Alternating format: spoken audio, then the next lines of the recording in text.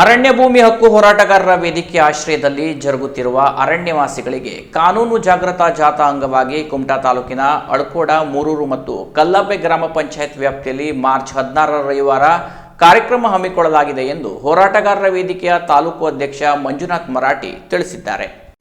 ಅರಣ್ಯ ಭೂಮಿ ಹಕ್ಕು ಹೋರಾಟಗಾರರ ವೇದಿಕೆಯ ಆಶ್ರಯದಲ್ಲಿ ಜರುಗುತ್ತಿರುವ ಅರಣ್ಯವಾಸಿಗಳಿಗೆ ಕಾನೂನು ಜಾಗೃತಾ ಜಾಥಾ 2025ರ ಅಂಗವಾಗಿ ಕುಮಟಾ ತಾಲೂಕಿನ ಅಳಕೋಡ್, ಮೂರೂರು ಮತ್ತು ಕಲ್ಲಬ್ಬೆ ಗ್ರಾಮ ಪಂಚಾಯಿತಿ ವ್ಯಾಪ್ತಿಯಲ್ಲಿ ಮಾರ್ಚ್ 16 ರವಿವಾರ ಕಾರ್ಯಕ್ರಮ ಹಮ್ಮಿಕೊಳ್ಳಲಾಗಿದೆ ಎಂದು ಹೋರಾಟಗಾರರ ವೇದಿಕೆಯ ತಾಲೂಕು ಅಧ್ಯಕ್ಷ ಮಂಜುನಾಥ ಮರಾಠಿ ನಾಗೂರು ಅವರು ಪ್ರಕಟಣೆಯಲ್ಲಿ ತಿಳಿಸಿದ್ದಾರೆ.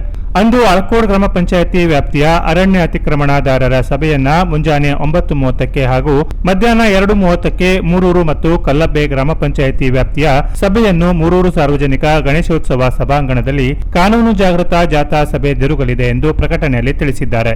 ಅರಣ್ಯವಾಸಿಗಳ ಜಾಗೃತಾ ಕಾರ್ಯಕ್ರಮದಲ್ಲಿ ಹೋರಾಟಗಾರರ ವೇದಿಕೆಯ ಅಧ್ಯಕ್ಷ ರವೀಂದ್ರ ನಾಯ್ಕ್ ಮಾಹಿತಿ ನೀಡಲಿದ್ದು ಆಸಕ್ತರು ಆಗಮಿಸಲು ತಿಳಿಸಿದ್ದಾರೆ. Canara plus news, Kumta.